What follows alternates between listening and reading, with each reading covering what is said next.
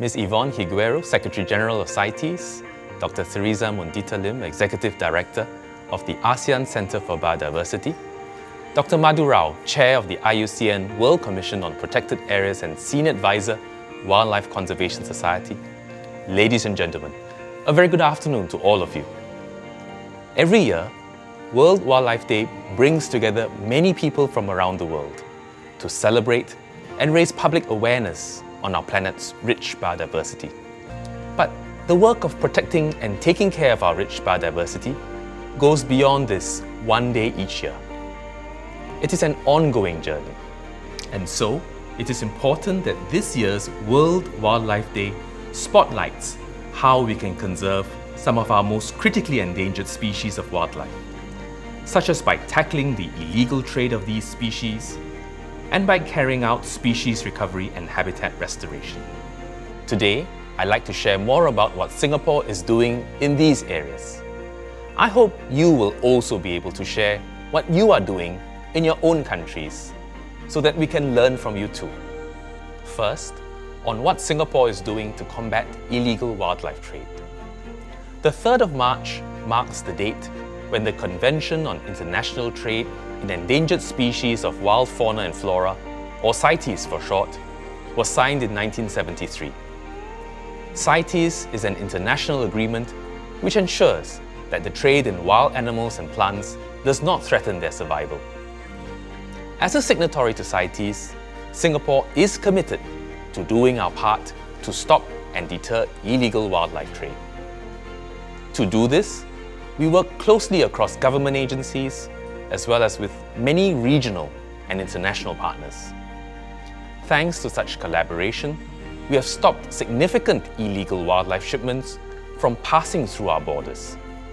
In 2019, we seized a record haul of elephant ivory in Singapore, which came from more than 300 African elephants. This would not have been possible without information shared by our counterparts in China, and also led to the arrests of 14 suspected criminals by the Chinese authorities. We also recently conducted a joint operation with China to seize a large elephant ivory ornament and received the United Nations Asia Environmental Enforcement Award for these efforts last November.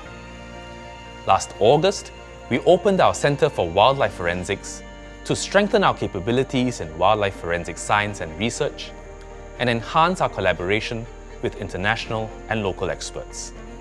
Just recently, our studies with Professor Samuel Wasser from the University of Washington found that the majority of large ivory seizures made globally over the past decade came from repeated poaching at the same location and even from the same families of elephants. Such insights can help us better understand the patterns and networks of illegal wildlife trade. They can also be shared with our regional and international partners to facilitate cross-border enforcement efforts. In the same month, we unveiled a new canine unit within NParks to help us detect illegal wildlife and wildlife products passing through our borders. These sniffer dogs are deployed at border checkpoints to support our border control agencies to detect wildlife contraband and will help us crack down on illegal wildlife smuggling operations. In addition, we are actively strengthening our domestic laws and enforcement against illegal wildlife trade. For instance, we are currently reviewing our law on endangered species and aim to introduce stiffer penalties and stronger enforcement powers against offenders. Next, besides combating illegal trade in wildlife, Singapore is also committed to conserving our local biodiversity and natural heritage. As a small city-state, we don't have the luxury of large areas outside our city where we can preserve nature untouched by development. Instead, we must find space within our city for nature and all the other things a country needs: military bases, airports and seaports, reservoirs, and more. To address these intense land use pressures, we strive to become a city in nature. We want to weave nature much more closely into and throughout the fabric of our city. To do this, we are enhancing the ecological connectivity between our core nature areas. so that flora and fauna can thrive across our island. We are adding more nature parks, especially at the fringe of our core nature areas, as ecological buffers. Sometimes this means taking land away from other planned uses. For example, 2 of our nature parks, the Dairy Farm Nature Park and Rifle Range Nature Park, were supposed to be used for housing. But after careful study, we decided to retain them as green spaces for their ecological value.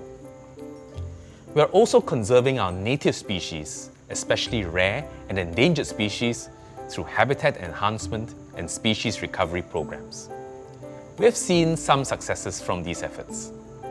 For example, the straw-headed bulbul is a globally threatened bird. But through our efforts to protect and enhance the habitats, in close partnership with nature groups and the community, Singapore remains a stronghold for this species today. We will continue to push forward with this species recovery work and aim to expand our programs to cover 160 species by 2030, up from 120 today. Let me round up by emphasizing that all of us have a part to play in safeguarding our planet's rich biodiversity. This is a continuous, long-term effort, and we all have the duty to steward our natural environment, not just for ourselves, but also for future generations. And in particular, we need the energy, creativity, and leadership of young people like yourselves, who will in time take on the mantle of nature conservation and bring our planet towards a better, more sustainable future. In Singapore, we launched the Youth Stewards for Nature program last year to involve youths who are passionate about the environment in our conservation and horticultural projects under the guidance of experienced mentors. Today, over 160 Youth Stewards for Nature are working on 24 exciting and diverse projects, from raising public awareness of our native wildlife to strengthening our efforts in tackling illegal wildlife trade across the region. In fact, today's event is also brought to you by a team from our Youth Stewards for Nature. To the team and the over 40 other volunteers who have come forward as moderators, facilitators and more, thank you for your hard work and support. I hope that all of you too will have a chance to contribute to nature conservation in your own capacity. It is never too early to start. I wish all of you a fruitful and productive session and a happy World Wildlife Day. Thank you.